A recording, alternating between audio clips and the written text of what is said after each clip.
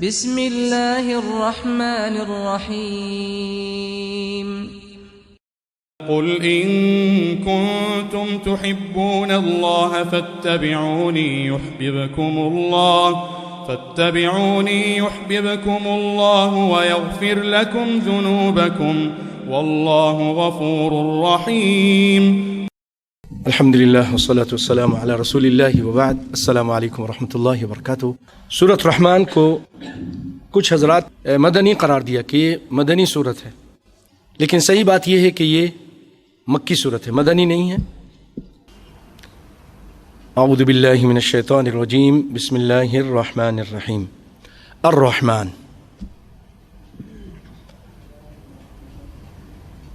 رحمان یعنی اس کا معنی کیا ہے مفسرین نے اور ترجمہ کرنے والوں نے رحمان علم القرآن.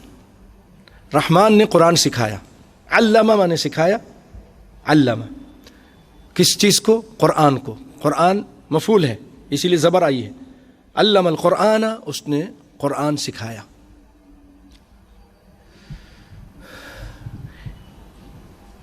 کہا جاتا ہے کہ یہ اہل مکہ کے جواب میں ہے جو کہتے تھے کہ قرآن محمد کو صلی اللہ علیہ وسلم کو کوئی انسان سکھاتا ہے، کوئی انسان آ کے آپ کو قرآن سکھا دیتا ہے. بعض کہتے ہیں کہ انہی کے اس قول کے جواب میں اللہ نے فرمایا الرحمن علم القرآن. کسی انسان نے نہیں، اللہ نے سکھایا ہے قرآن کو، کسی انسان نے نہیں سکھایا. واضح بات.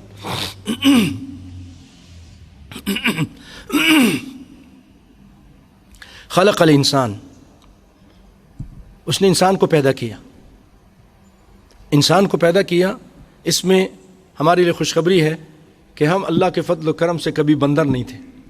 یہاں پر اللہ فرما رہا ہے کہ خلق الانسان، کہ انسان کو اللہ نے پیدا کیا، اور انسان یہاں پر بطور جنس کے ہے،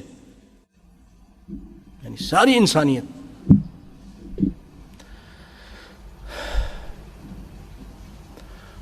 اور یہاں پر جو سب سے پہلے انسان آدم علیہ السلام کو اللہ تعالیٰ نے مٹی سے بنایا، پھر اس میں اپنی روح پھونکی، اور پھر ان سے حوا کو پیدا کیا، پھر پوری نسل انسانی انہیں سے چلی ہے اللہ کے فضل و کرم سے. خلق الانسان، انسان کو پیدا کیا اس نے. علمہ البیان، اللہ نے بیان سکھایا اس کو، بیان سکھایا. یہ اللہ رب العالمین کی بہت بڑی مہربانی، قدرت. سبحان اللہ، اللہ تعالیٰ نے بات کرنے کی ہم کو توفیق دی. بھائیو، کچھ معاشرے میں ایسے لوگ پیدا کر دیے کہ کرتے رہتے، بات نہیں کر سکتے ہیں. ایسا ہے نا، دیکھتے ہوں گے آپ، معافی ضمیر بیان نہیں کر سکتے. ان کے پاس بھی زبان ہے، ہونٹ بھی ہیں، دانت بھی ہیں، دونوں طرف گال بھی ہیں، لیکن بات نہیں کر سکتے ہیں. کیوں؟ اللہ نے نہیں سکھایا، نہیں توفیق دی. ہم کو اللہ نے توفیق دی ہے. بھائیو، اس کا شکریہ اس طرح ادا کریں کہ قرآن کو اچھی طرح پڑھیں، نبی کی سنت کو پڑھیں، نمازیں پڑھیں، اس کا ذکر کریں ان ہونٹوں سے، ان زبان سے، اور اس سے اچھی باتیں کریں، غلط باتیں نہ کریں. اللہ نے آپ کو بولنا سکھایا ہے. اس کی ایک نشانی بتاتا ہوں. یہ تو گونگے ہیں نا اور بہرے، ان کو تو چھوڑ دیجئے. اللہ نے ہمیں سبق سکھانے کے لیے، اپنی نعمت کو اجاگر کرنے کے لیے معاشرے میں اس طرح کے لوگ پیدا کر دیے تاکہ تم اس نعمت کی قدر کرو. ٹانگیں دے دی ہم کو اور آپ کو، اللہ کے فضل و کرم سے سب کو دی ہیں. کچھ ایسے ہیں لنگڑے ہیں بیچارے، نہیں چل سکتے، کرسی میں چلتے ہیں، ہے نا، تاکہ تم شکر ادا کرو. کچھ اندھے بنا دیے. ہر اس کے معاملے میں کوئی حکمت ہے. بہرحال اب دیکھیے، ایک چھوٹا بچہ پیدا ہوتا ہے اپنے گھر میں ماں باپ کے ساتھ. اگر وہ عربی بولنے والوں کے ہاں تو کچھ عرصے کے بعد، غالباً 1 سال کے اندر یا 1 سال سے کچھ بعد میں، وہ کچھ بابا ماما شروع ہو جاتا ہے بات کرنا، حالانکہ اس کو کوئی گرامر نہیں آتی، کچھ بھی نہیں معلوم، الفاظ کے ذخیرے نہیں، جو سنتا ہے بولنا شروع کر دیتا ہے. یہ وہی ہے علمہ البیان. اللہ نے اس کو بولنے کی طاقت دی ہے، بولنا سکھایا ہے. بولنا سکھایا ہے. اس بچے کو کس نے سکھا دیا؟ اللہ نے سکھایا، اللہ نے یہ طاقت دی ہے. وہ سنتا ہے اور پھر وہ بات کرتا ہے. انگریزوں کا بچہ انگلش بولتا ہے، اردو والوں کا اردو بولتا ہے، اور دیگر زبانیں لے لیجئے. ہر جس قوم کا بچہ ہے اس زبان میں گفتگو کرتا ہے. علمہ البیان. اور یہ بھائیو بہت بڑی اللہ کی نعمت ہے. ان سے پوچھئے جن کی زبانیں بند ہو جاتی ہیں، بات نہیں کر سکتے، کبھی بولتے تھے اب نہیں بول سکتے ہیں، ایسے بھی ہیں. تو لئن شکرتم لازیدنکم، تم شکر کرو گے میں زیادہ دوں گا. الشمس والقمر بحسبان. آفتاب یعنی سورج اور چاند یعنی مہتاب بحسبان مقررہ حساب سے ہیں. مقررہ حساب سے کیا مطلب ہے؟ کہ اپنی اپنی منزلوں پر رواں دواں رہتے ہیں، ان سے تجاوز نہیں کرتے. ایک جگہ اور فرمایا اللہ تعالیٰ نے کہ ان اللہ یسجد له من فی السماوات ومن فی الارض والشمس والقمر والنجوم والجبال والشجر والدواب لا الشمس ينبغي لها ان تدرك القمر ولا الليل سابق النهار. کہ سورج چاند کو نہیں پکڑ سکتا کہ اس سے آگے نکل جائے، اور ایسا نہیں ہوتا کہ ولا الليل سابق النهار کہ رات دن سے پہلے آ جائے. ہر ایک کا ٹائم مقرر ہے. کبھی ہوا ایسا کہ ابھی رات ہونی تھی اور اچانک دن ہو گئی، سورج نکل آیا؟ نہیں. ہاں، قیامت سے پہلے چند دن ایسے ہوگا، چند دن ہوگا، اور ایک دن 1 سال کے برابر ہوگا، دوسرا دن اس سے کم ہوگا. اس طرح چند دن ہوگا اور سورج جو ہے نا وہ دوسری طرف سے نکلے گا اور کافی لمبی رات ہوگی. جانور اپنے باڑوں میں پریشان ہو جائیں گے، بچے اپنے گھر میں دودھ کے لیے روئیں گے، پرندے پریشان ہو جائیں گے. اندھے بہت زیادہ لمبی رات ہونے کے بعد سورج نکلے گا، لیکن مشرق سے نہیں، مغرب سے نکلے گا. اور یہ بھی ایک سائنس والوں نے ثابت کیا ہے. جب مریخ پر اس طرح کا ہوا تھا تو ان کے سائنسدانوں نے کہا یہ جو کچھ ہوا ہے آج یہاں ہم دیکھ رہے ہیں کہ چاند سورج چلتے چلتے رک گیا اور پھر اس کے بعد وہ الٹا نکلا، تو یہ ہر جو سسٹم اللہ نے سولر سسٹم بنایا ہے سب میں یہ کچھ ہوگا، سب میں ایسا ہی ہوگا ایک نہ ایک دن. یعنی یہ ہماری زمین پر ہمارا جو سسٹم ہے یہاں بھی ایک مرتبہ سورج الٹا نکلے گا، مشرق کے بجائے مغرب سے نکلے گا. تو اس کو جب سائنسدانوں کے سامنے بات ہوئی تو ایک مسلمان سائنسدان نے کہا یہ تو ہمارے قرآن میں، ہمارے اسلام نے بہت پہلے بتا دیا. اس نے کہا کہاں ہے؟ کہا بخاری کے اندر ہے کہ سورج نکلے گا اس طرح. اس نے لا کے اس کو دکھایا، اس کافر سائنسدان کو مسلمان ہو گیا. اور اس پر ناچیز نے بھی، عربی میں تھا تو پھر اس کو میں نے اردو میں کنورٹ کیا تھا کسی زمانے میں، اور پھر وہ اردو نیوز میں شائع ہوا تھا، اور اس سال کا چند بہترین مضامین میں اس کو انہوں نے شمار بھی کیا تھا. اللہ کے فضل و کرم سے آج تک وہ میرے پاس رکھا ہوا ہے. وہ اللہ کے فضل و کرم سے ایک بہت بڑی ایک نشانی ہے. تو والشمس والقمر بحسبان، مقرر حساب سے یہ چل رہے ہیں. والنجم والشجر یسجدان، اور نجم کا ترجمہ ہمارے شیخ نے کیا ہے بیلیں، چھوٹی چھوٹی جو پودے ہوتے ہیں اس کو نجم کہتے ہیں، اور بعض مفسرین نے اس کا ترجمہ یہ چھوٹے پودے کیا ہے. حالانکہ جب ہم بولتے ہیں نجم سے مراد ستارے ہمارے دماغ میں آتا ہے، اور وہ بھی ہے. میں آپ کو حدیث سناتا ہوں ابھی. بہرحال دونوں ترجمہ اس کا صحیح ہے. چھوٹی پودے، بیلیں، وہ بھی النجم کا ترجمہ صحیح ہے، اور وہ جو آسمان میں ستارے چمک رہے ہیں وہ بھی اس کا ترجمہ صحیح ہے.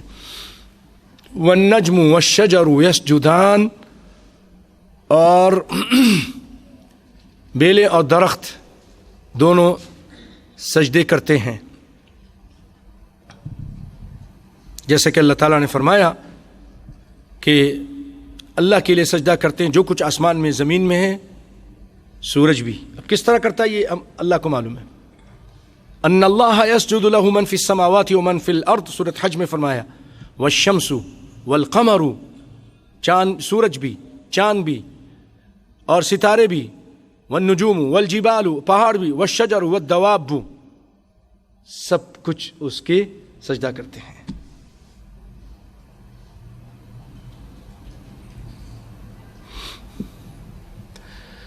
آئیے میں روایت سناتا ہوں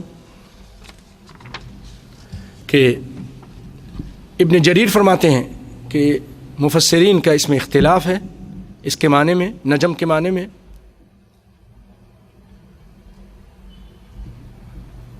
اور درخت کے بارے میں والشجر، اس میں سب کا اجماع ہے، اس میں اختلاف نہیں ہے۔ علی بن ابی طلحہ وہ ابن عباس سے روایت کرتے ہیں رضی اللہ عنہما، قال النجم ما انبسط على وجه الارض یعنی من النبات، نجم سے مراد وہ زمین پر جو اگتی ہے چیز نجم۔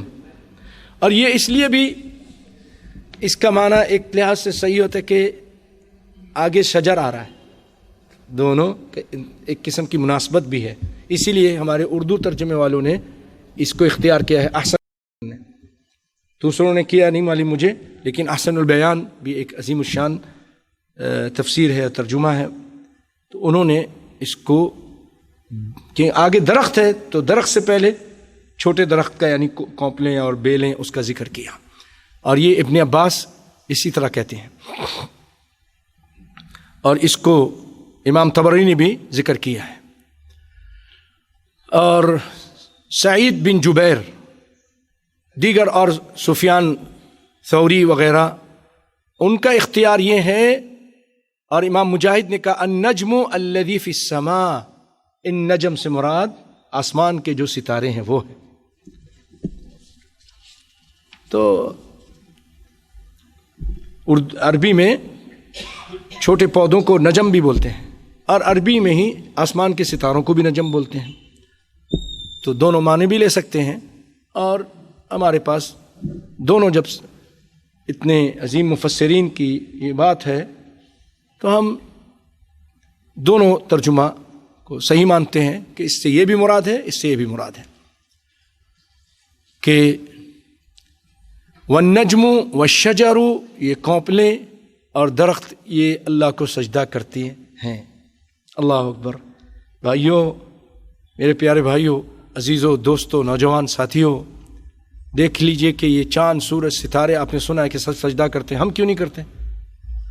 فجر کے ٹائم بہت سارے لوگ نہیں کرتے، عصر میں نہیں کرتے، سو جاتے ہیں۔ بہت سارے ایسے بھی ہیں کہ نمازوں میں سوتے ہی رہتے ہیں، گھر میں بیٹھے رہتے ہیں، بہانے کرتے ہیں۔ اللہ کے لیے آپ سے ایک درخواست ہے کہ نمازوں میں سستی مت کیجیے، یہ منافقین کی نشانی ہے۔ نبی صلی اللہ علیہ وسلم نے فرمایا، بلکہ قرآن نے کہا ان المنافقین یخادعون اللہ وهو خادعهم واذا قاموا الى الصلاة قاموا كسالى، نماز میں کھڑے ہوتے ہیں سستی کے ساتھ کھڑے ہوتے ہیں۔ اثقل الصلاة على المنافقین صلاة العشاء وصلاة الفجر، منافقین پہ جو بھاری ہے نماز وہ عشاء کی نماز بھاری ہے اور فجر کی نماز بھاری ہے، تکیوں پہ ان کا سر بھاری ہو جاتا ہے۔ اللہ تعالیٰ جتنے یہاں بیٹھے ہیں، جو بھی سن رہے ہیں، اے اللہ تجھ سے دعا ہے، تجھ سے اپیل ہے، تجھ کے درخواست ہے، ہم سب مسلمانوں کو اے رب العالمین، اور جو نہیں سن رہے مسلمان پوری دنیا میں ہیں، سب کو نمازوں کا پابند بنا دے، آمین۔ اور اے رب العالمین ان کو نبی کے مطابق نماز پڑھنے، نبی کے طریقے کی سنت کے مطابق نماز پڑھنے کی توفیق عطا فرما، آمین۔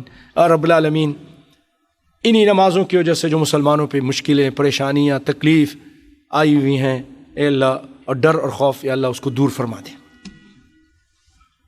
والسماء رفعها، اور آسمان کو اس نے بلند کیا، اسی نے بلند کیا ہے۔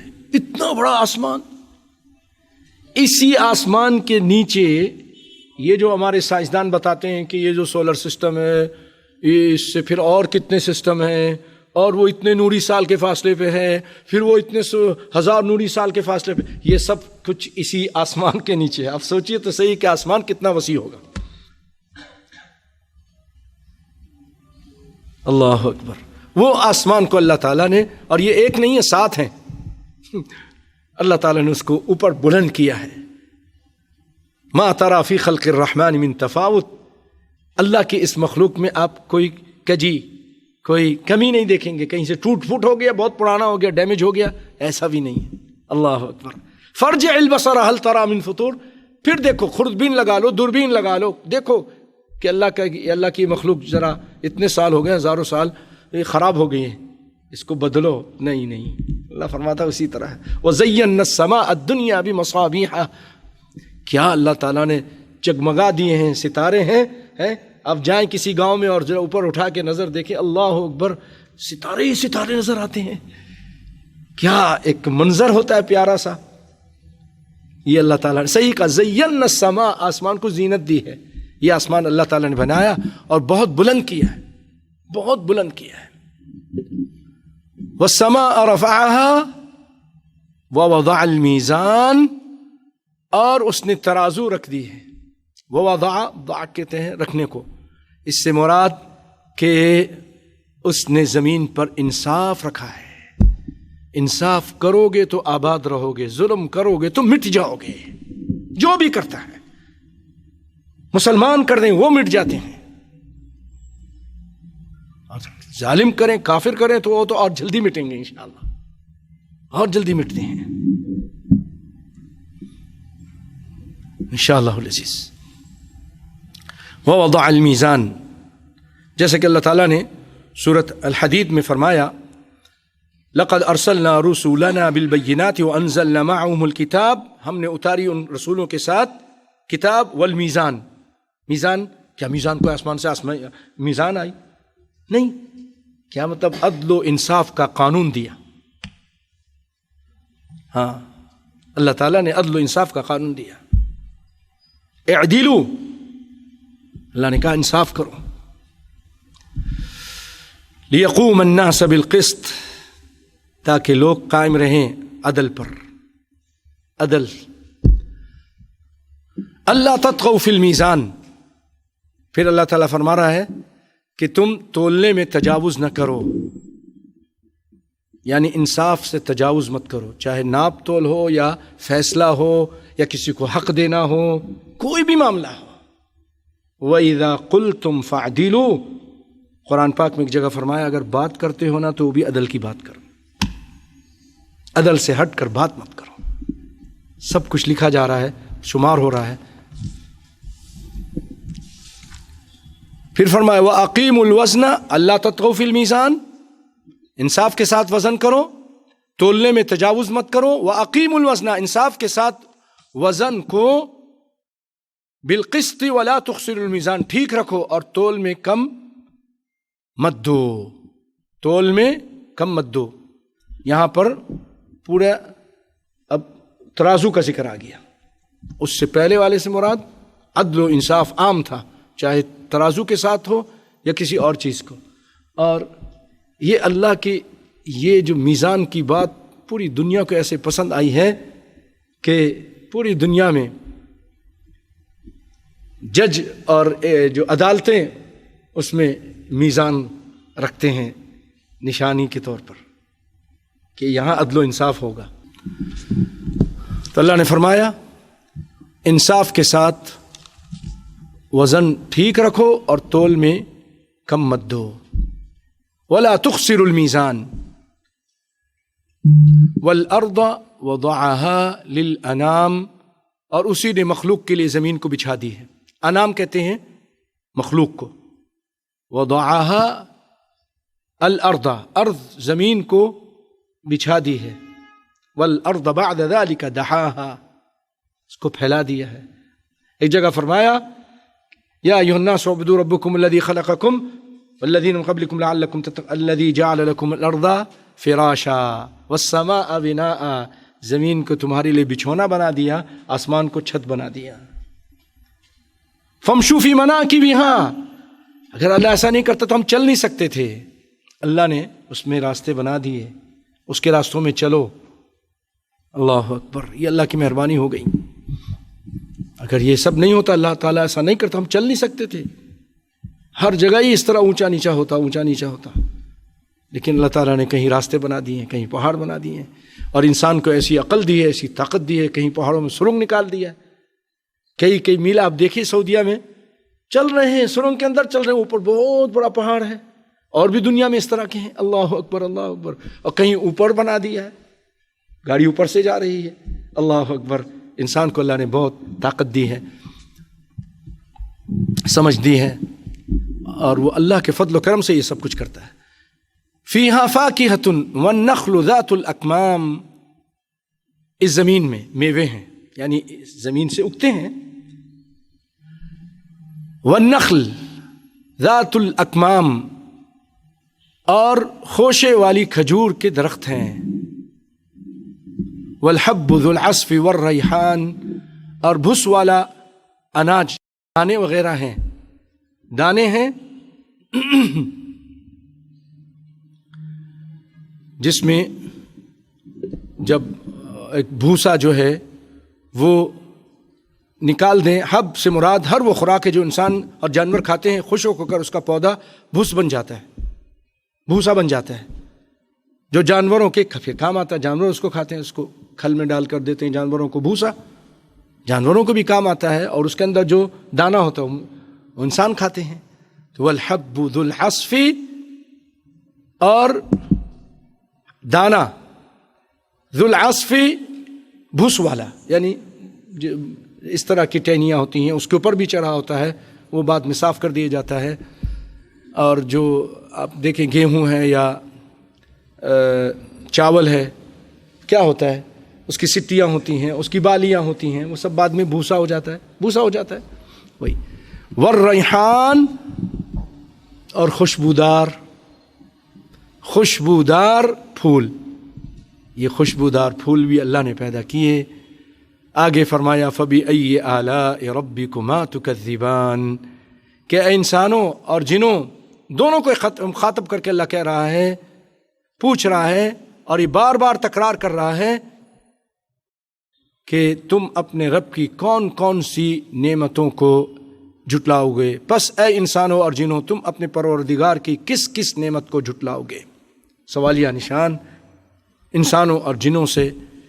اس کی تفسیر میں لکھتے ہیں کہ بالکل اس شخص کی طرح جو کسی پر مسلسل احسان کرے لیکن وہ اس کے احسان کا منکر ہو۔ کچھ لوگ ہوتے ہیں نہیں مانتے احسان، کتنا بھی احسان کیا اس کو مانتے نہیں ہیں، احسان فراموش ہوتے ہیں۔ جبیر بن مطعم رضی اللہ تعالیٰ عنہ بعد مسلمان ہوئے، بدر کے قیدیوں کے بارے میں گفتگو کرنے کے لیے رسول اللہ کے پاس آئے، اور اس وقت رسول اللہ نماز پڑھا رہے تھے مغرب کی، مغرب میں سورۃ طور پڑھی، انہوں نے روایت بیان کی، بعد میں مسلمان ہو گئے۔ چھوٹا سا واقعہ سناتا ہوں، اسی پہ بات کو ختم کرتا ہوں آج کی تفسیر کو، اور وہ جو تھوڑی سی بات ہے وہ تو یہ آئے تھے بدر کے قیدیوں کے بارے میں بات کرنے، ان کو چھوڑ دیا جائے۔ جبیر بن مطعم اس ٹائم کافر تھے، لیکن رسول اللہ سے قرآن سنا، سورہ طور پڑھ رہے تھے، اس ٹائم کی سنی ہوئی روایت انہوں نے بعد میں بیان کی۔ سبحان اللہ، کافر تھے جس وقت سنا تھا کہ رسول اللہ نے سورۃ طور مغرب میں پڑھی۔ اس سے علماء کہتے ہیں کبھی کبھی پڑھ سکتا ہے انسان بڑی سورت بھی، سمجھ رہے ہیں نا بات؟ تو جب وہ بات کرنے کے لیے آئے، رسول اللہ صلی اللہ علیہ وسلم احسان فراموش نہیں تھے۔ آپ صلی اللہ علیہ وسلم پہ ایک بہت ہی تکلیف کا دن آیا تھا، آج بھی آپ سنیں گے انشاءاللہ العزیز۔ کائنات کے امام صلی اللہ علیہ وسلم جب مکے والوں کو تبلیغ کی، انہوں نے بہت کم مانا، بڑی تکلیفیں دی۔ آپ نے کہا چلو طائف جاتا ہوں، یہ لوگ تو بات نہیں مانے، طائف والے مانیں گے۔ طائف والوں نے اتنا مارا، اتنی تکلیف دی، ایک مرتبہ تو ایسا کیا، آپ فرماتے ہیں کہ جدھر میرا منہ اٹھا میں ادھر بھاگا، سیدھا بھاگ، کہاں جاؤں میں؟ پتھر ہی پتھر برسا رہے تھے، جدھر میرا منہ اٹھا میں بھاگتا گیا۔ ساتھ آپ کے غلام تھے زید بن حارثہ رضی اللہ تعالیٰ عنہ۔ ایک جگہ پہنچے تو فرشتے نے کہا اگر آپ حکم کرو تو بس 2 پہاڑوں کے درمیان ان کو پیس دوں۔ آپ نے کہا میں ایسا نہیں ہوں، میں لعان نہیں ہوں، میں ان کے لیے بد دعا نہیں، اللہ ان کو ہدایت دے. اتنی مارے کھانے کے بعد ہدایت کی دعا مانگ رہے ہیں. اب پہلے تو تھا کہ چلو انہوں نے نہیں مانا، میں وہاں جاؤں گا، لوگ مانیں گے تو ان کے پر میں بولوں گا دیکھو میں وہاں گیا، میری بات مانی، تم نے نہیں مانی. لیکن اب وہاں نے بھی نہیں مانی، اب میں مکے جاؤں تو کیسے جاؤں؟ بڑے بوجھل قدموں کے ساتھ مکے کی طرف واپس جا رہے تھے، جیسے ٹوٹے دل کے ساتھ. کائنات کے امام، تو آپ نے ایک بات سوچی، آپ نے پیغام بھیجا اس مطعم بن عدی کی طرف. جبیر جو ابھی آئے ہیں، جبیر جس نے سورہ طور سنی رسول اللہ سے بدر کے قیدیوں کے بارے میں، اسارہ بدر کے بارے میں بات کرنے کے لیے، اس کے باپ کی طرف، وہ مکہ والوں کے ایک سرداروں میں سے سردار تھا، اس کو کہا کہ میں تمہاری پناہ میں مکہ آنا چاہتا ہوں. آپ نے کہا فرمایا. تو وہ مطعم بن عدی تیار ہو گیا اسلحے کے ساتھ، اپنے 4 بیٹوں کو لے کر رسول اللہ کے ساتھ ہو گیا ہیں، اور آپ آئے، پھر بیت اللہ کے طواف کیا، پھر اس کے بعد آپ گھر گئے، اس کی پناہ میں تشریف لائے. آج وہ شخص آیا، اس کا بیٹا، آپ نے فرمایا اگر تیرا باپ زندہ ہوتا، تیرا باپ زندہ ہوتا، ان بدبودار قیدیوں کے بارے میں بات کرتا، میں ان سب کو چھوڑ دیتا. یہ آپ سر کی وفا، احسان کو یاد رکھنا، احسان فراموش نہیں. بات سمجھ میں آئی کہ نہیں آئی؟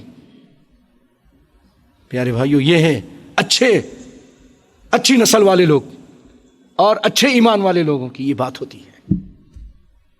کائنات کے امام صلی اللہ علیہ وسلم کسی کے احسان کو بھولتے نہیں تھے، یاد رکھتے تھے.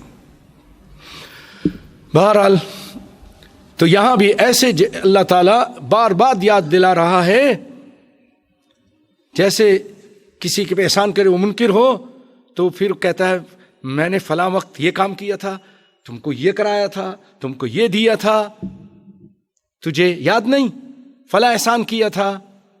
فتح القدیر نے یہ معنی بیان کیا ہے. ایک آدمی اس طرح اللہ تعالیٰ ہم انسانوں کو احسان، اپنے احسان بتلا کر ہمیں یاد دلا رہا کہ میرے بندو میں نے یہ اتنی ساری چیزیں کی ہیں. آپ سنیں گے انشاءاللہ کیا کیا کی چیزیں احسان ہیں. آپ سوچتے ہوں گے موت کیسے احسان ہے؟ کل من علیہا فان فبأی آلاء ربکما تکذبان، ہر ایک نے مر جانا ہے. انشاءاللہ میں آپ کو ثابت کر کے بتاؤں گا کہ یہ بھی ایک احسان ہے، یہ بھی اللہ کی طرف سے احسان ہے، اس میں بھی اللہ کی طرف سے بہت بڑی مہربانی ہے. انشاءاللہ اور بھی بہت باتیں ہیں انشاءاللہ آئندہ سنیں گے. اللہ تعالیٰ ہمیں قرآن و سنت سے محبت کرنے، پڑھنے، سمجھنے اور عمل کرنے کی توفیق عطا فرمائے. بارک اللہ فیکم، جزاکم اللہ خیرا.